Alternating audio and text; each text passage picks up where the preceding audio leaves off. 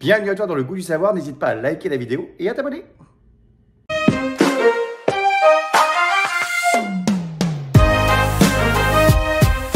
Alors, Nicolas, t'es où? On dirait que t'es parti à la campagne, au fin fond d'une grotte chez Harry Potter. C'est extrêmement bizarre.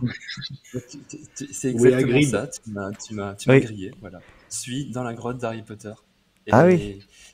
Et oui, ouais, ouais. Vincent Cassel n'a pas joué dans les Harry Potter.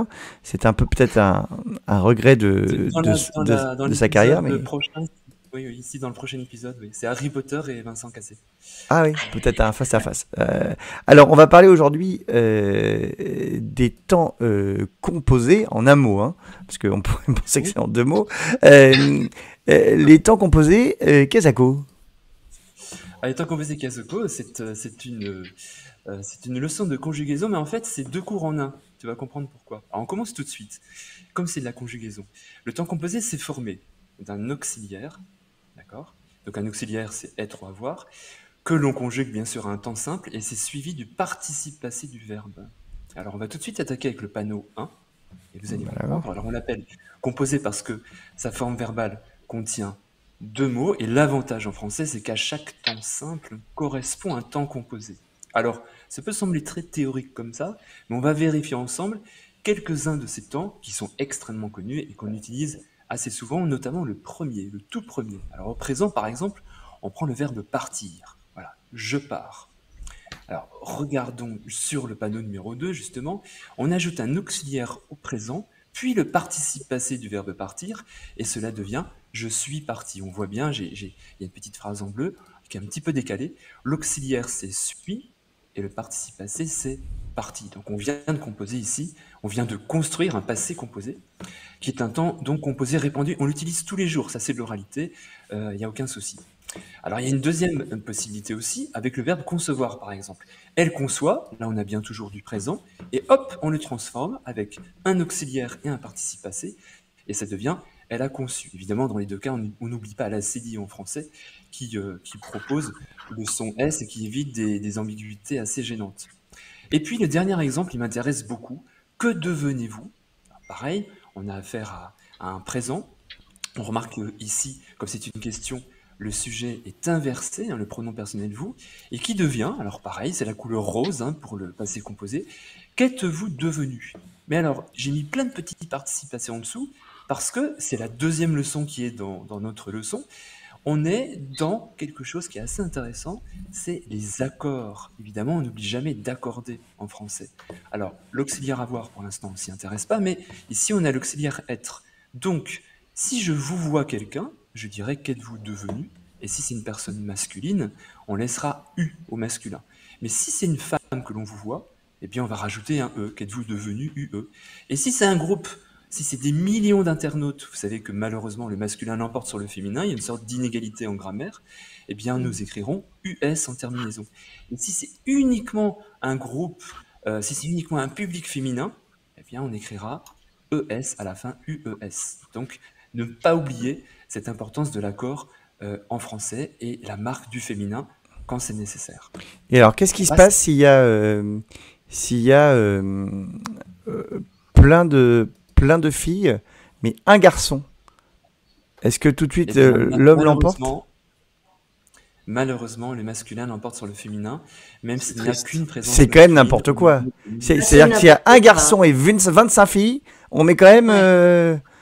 Ça va Ouais, changer, ça ouais. peut-être avec les nouvelles lois et tout ça? C'est- euh, je pense qu'on pourrait espérer une petite réforme de l'orthographe. Il y en a environ tous les 30 ans. Et on pourrait proposer ça. Mais moi, j'ai plein de propositions en français, on en reparlera, notamment les chiffres en français qui sont tellement compliqués. Par exemple, passer de 60 à 70 ou 80, 90, quand on y On pense, c'est pourra, très ouais. compliqué. Donc, il y a Ah, mais plein là, de tu vas choses pas auxquelles on refaire peut tous tes réfléchir. matins. Sinon, je pense que Alors, Nico et Cyril vont péter une durite. Non, non. Mais mais on pourra l'expliquer, eh ça. oui. Pourquoi est-ce qu'on dit Non, Oui. si c'est en 90 ou Belgique, on le 80? fait, hein, 70, 80, 90, ça a du sens finalement. Oui. Mais Ça, c'est revenons sûr. quand même à nos temps composés. On va passer maintenant au plus que parfait. Attention, alors le plus que parfait, on peut l'utiliser au quotidien, mais on l'utilisera plutôt dans la forme écrite. Et là, c'est notre nouveau panneau. Voilà, on commence par l'imparfait. Regardez cette phrase. J'aime beaucoup ce verbe, le verbe cheminer. Alors, c'est pas le conduit qui permet d'évacuer les fumées des bûches, mais c'est bien le fait de se balader. Donc, nous cheminions vers la forêt. Donc, en vert, on a bien l'imparfait. Et quand on regarde la phrase du dessous, on a construit à nouveau notre auxiliaire, mais cette fois-ci qui est toujours à un temps simple, mais qui est l'imparfait. Et on a rajouté le participe passé du verbe qui nous intéresse. Nous avions cheminé. Alors, qu'est-ce qui se passe ici? On remarque que cheminer, la terminaison c'est « et ». Et c'est logique parce que nous avons l'auxiliaire avoir et on sait pertinemment qu'avec l'auxiliaire avoir, on n'accorde pas le participe passé. Il y a certains cas, on n'y revient pas aujourd'hui, par rapport à la place du COD, avant notamment l'auxiliaire, mais ce n'est pas le sujet du jour. Alors, ce temps, il est très intéressant en français, parce qu'on entre un petit peu dans la 4e dimension. C'est une action passée située avant une autre action. Donc, c'est ce qu'on appelle un petit peu le passé du passé, le plus que parfait. Alors, le plus que parfait, il a un point commun avec Alex aussi. Bah, tout est dit. C'est le Merci. plus que parfait. Je suis pas plus que parfait. Oh. Oh là là. C'est Il y a un gentil, tout petit peu de c'est très poésie au gentil. cœur de Mais la là, tu vois, rien ne synthèse. marche. Donc, je suis pas plus que parfait. En tout cas, la technologie n'est pas plus que parfaite. Mais tu sais que nous, on te voit très bien, on t'entend bien, et les animations fonctionnent très bien. De notre côté, Oui, mais c'est parce que je fais tout manuellement alors que j'avais acheté une régie et tout de ouf pour que ça soit génial. Mais c'est pas grave. C'est pas grave. Ça a marché parfaitement jusqu'à ce que je commence au direct. C'est quand même incroyable. Bref. Mais ne sois pas triste, on est tous ensemble et ça se passe bien. Et regarde en plus, peut-être que notre futur est une promesse, puisqu'on va passer maintenant au futur antérieur. Regarde ça. Ah. Avec un premier exemple qu'on va attaquer. Quand tu auras terminé ton exercice de maths, tu pourras jouer du piano. Alors d'abord, c'est une belle promesse parce que faire de la musique après les sciences, c'est toujours formidable. Mais surtout, l'exemple du futur antérieur, il est intéressant. C'est un temps à partir duquel une action sera possible. Quand tu auras terminé, on retrouve bien notre fameuse forme verbale, hein, avec un auxiliaire et le participe passé. Le futur aura ici et le participe passé du verbe conjugué terminé. Voilà, donc là, vous avez eu quelques exemples de temps composé, il y en a beaucoup, certaines qui sont plus rares ou plus littéraires, notamment le passé antérieur, on n'y revient pas, et puis le conditionnel passé, qui a une construction assez spéciale. On peut récapituler ensemble, à travers un dernier petit panneau, qui est intéressant. Je précisais tout à l'heure que à chaque temps simple correspondait un temps composé, et on peut le vérifier peut-être à travers le dernier panneau, qui est intéressant, qui permet de faire un petit bilan. Alors attends, je vais le faire tout de suite. C'est juste que, hop, regarde. Voilà, voilà. En même temps, j'essaie de tout gérer, voilà. Super, voilà, temps simple, temps composé. Le présent devient le passé composé, le futur simple, le futur antérieur, l'imparfait, le plus que parfait, le passé simple, le passé antérieur, et le conditionnel présent, le conditionnel passé. Voilà, donc c'est très J'ai une pratique. question, Nicolas. Oui, je Est-ce que t'écoute. dans les autres langues, il y a autant de temps? Alors, je suis pas spécialiste de langues étrangères. Je sais qu'en anglais, c'est parfois un peu plus simple et il me semble que les termes diffèrent par rapport au temps de conjugaison. Mais il y a peut-être même dans certaines langues davantage de temps D'accord. parce qu'il y a des nuances qui dépendent un petit peu des langues en question. Alors là, je vais pas me lancer davantage sur le terrain parce que je préférerais que des spécialistes s'expriment. On pourrait demander à Erwan déjà comment ça se passe en anglais. Lors On le d'une demandera tout à prochaine l'heure. On le session. demandera tout à l'heure quand il sera avec nous. Oui. Mais c'est vrai que j'ai Alors- l'impression qu'en anglais, c'est plus simple, tu vois. Si je prends l'exemple de l'anglais, c'est quand même plus facile.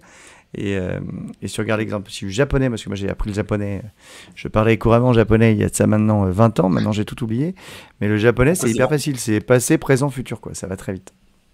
Oui, c'est vrai, c'est vrai. Mais en anglais, c'est pareil. Je crois que notre idée même du passé composé, elle se retrouve dans un temps qui ne comprend qu'un seul mot. Donc, ça peut être plus simple. Bon. Alors, ça nous amène, à quoi ça nous amène tout ça, Alex? Ah, ta lecture du jour. À la lecture du jour. Alors, cette semaine, un livre que je trouve absolument bouleversant, qu'on peut lire à la fois au primaire et au collège, parce que, comme beaucoup de grandes œuvres, on peut trouver différents degrés de lecture, à la fois pour les adultes, les enfants, etc. Et donc, c'est un livre qui est vraiment éblouissant, assez drôle et émouvant, qui s'appelle L'Enfant Océan, qui ressemble un petit peu au Petit Pousset. Ça a été écrit par un auteur qui s'appelle Jean-Claude Morleva, qui a un destin incroyable. Il était prof d'allemand et il a tout arrêté. Et après, il est devenu clown. Il a fait des spectacles dans le monde entier en tant que clown. Et après, il s'est dit, bah, tiens, je vais devenir. Enfin, il s'est dit, non, il le savait déjà. Il a décidé de montrer ses qualités d'écrivain. Alors, il est connu pour avoir écrit un une œuvre que les collégiens adorent qui s'appelle La rivière à l'envers, une œuvre fantastique assez étonnante. Mais aujourd'hui, c'est l'histoire d'un petit garçon qui s'appelle Yann, qui est le plus jeune d'une fratrie de 7. C'est des paires de jumeaux à chaque fois, il y a 3 paires de jumeaux. Et c'est un garçon très silencieux, alors en français on dit aussi taciturne, c'est un joli mot. Il est fragile et très petit. Et une nuit, les frères décident de quitter la maison parce qu'il y a une menace qui plane sur eux, une menace parentale. On est un petit peu dans le principe des contes qui est à la fois si effrayant et si porteur. Et l'originalité du livre, c'est qu'à chaque chapitre, on change de regard. C'est un nouveau personnage qui raconte l'histoire.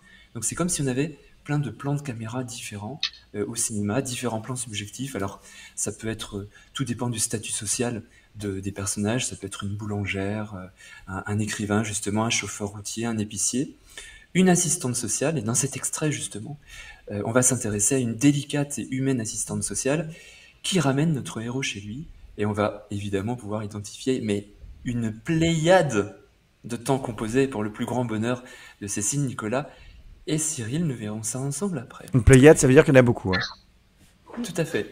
Voilà. Tout à fait. Je précise pour les gens qui nous suivent et qui ne savent pas forcément. Alors, nous sommes dans un chapitre qui est le récit de Nathalie Josse, qui a 32 ans, qui est assistante sociale. C'est le titre d'ailleurs de ce chapitre. Et elle raconte ce qu'elle voit et elle décrit cet enfant. Et il retourne à la maison, elle et lui, chez les parents, mais on comprend que les parents ne sont pas forcément très accueillants.